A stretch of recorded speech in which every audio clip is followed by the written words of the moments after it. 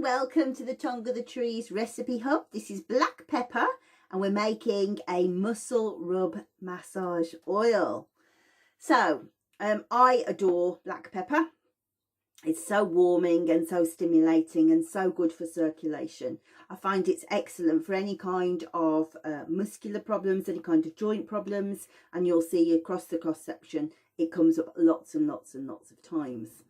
I've said this in a couple of the other videos, so apologies for repetition, but just in case you only watch this one, it's very rich in the constituent beta-caryophyllene, which is a cannabimimetic.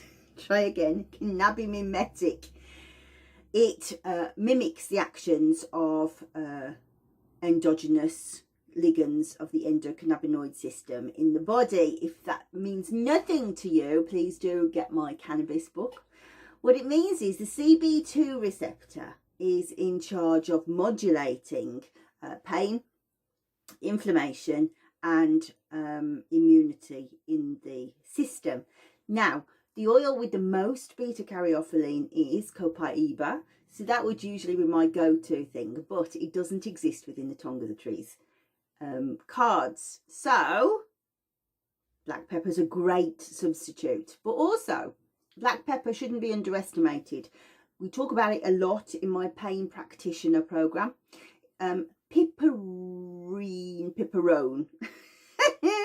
one of them is also cannabimimetic for the CB1 receptor, which is a busy receptor. It's what people smoke marijuana for, to be able to tap into the psychoactive part of the oil. Now, it doesn't have any psychoactive properties, but it does modulate cognition, memory and pain and appetite. Pain, again, very, very important. So it's a really important oil to use. So this idea of a muscle rub, if we've been like, you know, powerlifting, or we've been running, or we've been jumping, that was my exercise for the day. We've moved those muscles and they're stiff now. This is absolutely fantastic to do. So let's talk about the essential oils first. So we're going black pepper, juniper, lavender, ginger. If we have a look at the emotional components of those, black pepper, orientation. Think about what you're doing. Stop thinking about everybody else. Stop worrying about everybody else. Think about what you're doing. So it's very good at bringing your focus back. Right, you're aching today, but tomorrow you'll be able to do this again.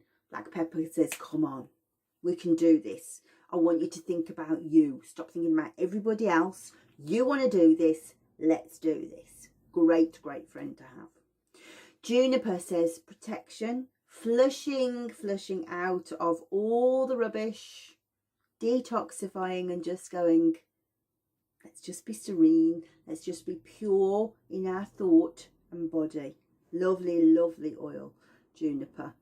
Lavender says let's support everything that you want to do, and of course alleviate the pain. And ginger says impetus, drive, moving forward. So it's great psychologically. It's such a sporting, it's like a coach, isn't it? It's lovely. On the physical level, we've got all those actions we talked about with black pepper, the CB1 receptor, the CB2 receptor, the warming, the circulation, just lovely, lovely. Juniper breaks down the uric acid. What is uric acid? Uric acid and lactic acid. So it breaks down both, actually. Uric acid's more relevant to arthritis and to gout. Lactic acid is the byproduct of exertion of the muscles. So muscles are made up of lots of fibres that move together like that.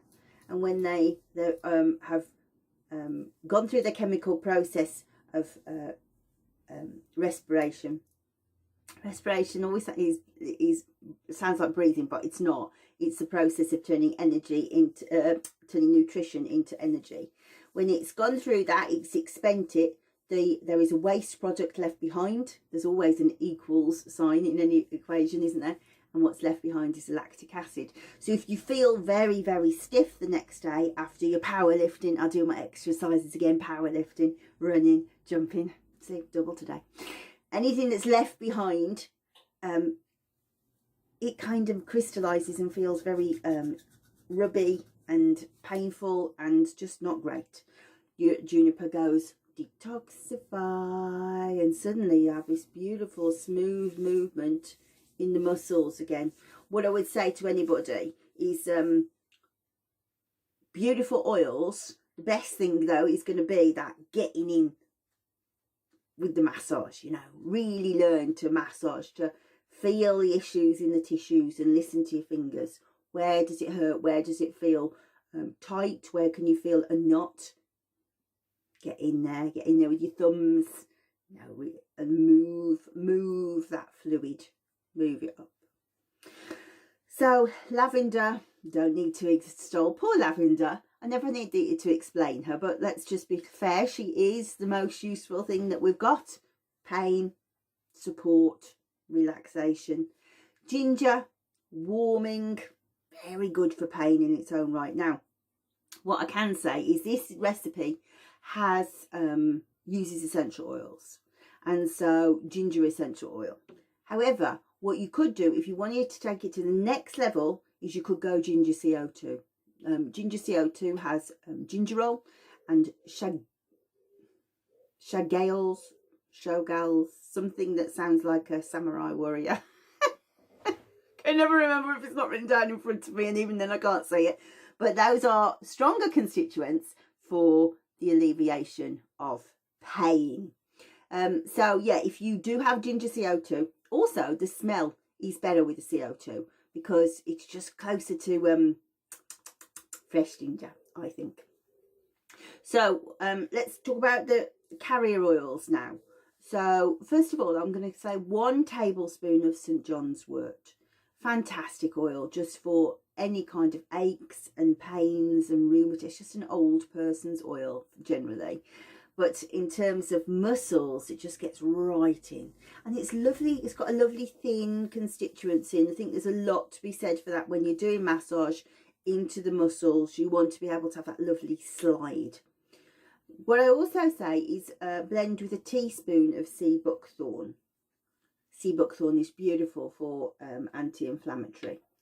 But, oh, well, actually, I don't need to put it on. Can you see how orange is? Yeah? So, if I just put that on my finger, and I put that there, what do you notice? Matches my hair. So, we don't want too much. We don't want too much of it. It's better to just dilute it into the rest of the oil, which St. Johns Wort. But bear in mind, any will do. You know, if you've only got olive oil or sunflower oil, the best carrier you've got to hand is the one you've got to hand. You know, obviously they have their own properties. So St. Johns Wort or Tamanu maybe would be the best, but who cares? The essential oils are so powerful in their own right. Just be careful to dilute well enough, not only to dilute your essential oils, but also to make sure you don't have the tango man walking around the town. So quantities, 1 tablespoon of St. Johns Wort, 1 teaspoon of sea buckthorn, 1 drop of black pepper, don't need very much, 3 drops of juniper, 3 drops of lavender, 1 drop of ginger. Beautiful and warming, isn't it? Safety. Not suitable for use in the first 16 weeks of pregnancy. Juniper, just be careful as well. If you have kidney issues, using juniper is such a diuretic, such a flushing oil. That's quite a lot of juniper. So if you have, go just down to one drop of juniper, but otherwise just lovely, lovely, lovely. And then just finally, just be careful, bearing in mind that black pepper has high levels of monoterpenes, which can oxidize very quickly. So just be careful putting it on your body. Check your date on your bottle. Old oils oxidize very quickly and can cause skin sensitization, particularly pertinent with black pepper.